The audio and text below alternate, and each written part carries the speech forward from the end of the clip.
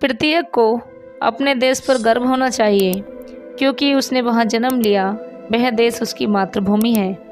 वह वहीं पैदा हुआ, पला बड़ा, उसी देश का अन्न खाया, पानी पिया, संस्कृति अपनाई। इसीलिए वह देश उसका जीवन है, उसकी धरोहर है। यदि अपने देश की प्रतिष्ठा और गौरव पर कहीं आँच आए तो हमें आगे बढ़कर उस आग को रोकना चाहिए, चाहे ऐसा करने में हमारे हाथ ही क्यों न जल जाएं। प्रत्येक देश उसके वासियों की आन मान शान और जान होना चाहिए। यदि हम कुछ गलत कृत्य करते हैं तो वह केवल हमारे लिए ही नुकसानदायक नहीं, बल्कि पूरा देश उससे कलंकित होता है। पूरे देश की प्रतिष्ठा पर सवाल उठ जाते हैं। और यदि हम कोई अच्छा कार्य करें तो हमारे देश का मान सम्मान दुनिया में बढ़ जाता है और देश हम पर गर्व करता है। हमारी आज की कहानी इसी से संबंधित है। हमारे देश भारत में अनेक संत महात्मा हुए हैं। उन्हीं में से महान संत स्वामी राम तीरथ जी एक बार जापान गए। उन दिनों उनका भोजन फलाहार था। वह रेल यात्रा कर रहे थे और उस दिन उन्हें खाने को फल नहीं मिले। गाड़ी एक स्टेशन पर ठहरी, वहाँ भी उन्होंने फलों की खोज की, किंतु वहाँ भी उन्हें फल नहीं मिले। उनके मुंह से निकला कि जापान में शायद अच्छे फल नहीं मिलते। एक जापानी युवक प्लेटफार्म पर खड़ा था। उसने ये शब्द सुन लिए। सुनते ही वह भागा और कहीं दूर से एक टोकरी ताजे फल ले आया। उसने वे फल स्वामी राम तीरथ को भेंट किए और कहा, लीजिए, आपको फलों की ज़रूरत थी। स्वामी जी ने समझा कि यह कोई फल बेचने वाला है। उन्होंने उससे फलों के दाम पूछे, पर उसने दाम लेने से इनकार कर दिया। बहुत आग्रह करने पर उसने कहा, आप इनका मूल्य देना ही चाहते हैं तो अपने देश में जाकर किसी से ये ना कहिएगा कि जापान में अच्छे फल नहीं मिलते।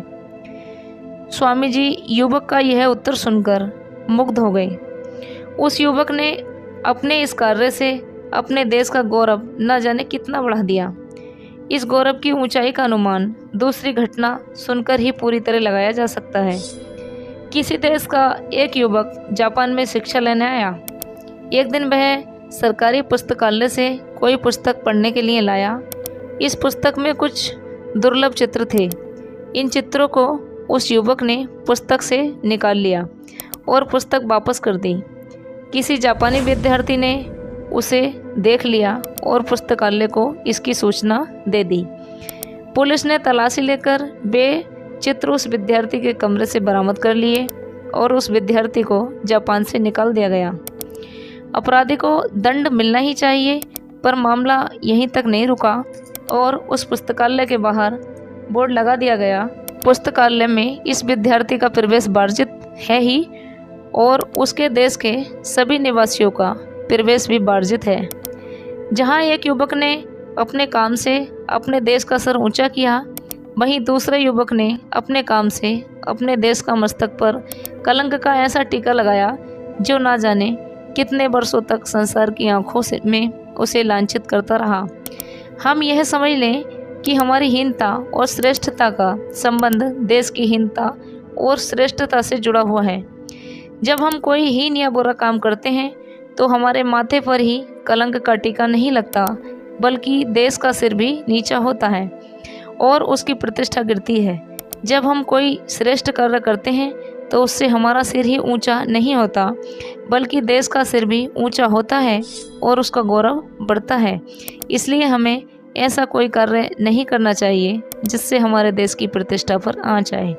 हमें सदैव अपने देश का गौरव बढ़ाना चाहिए।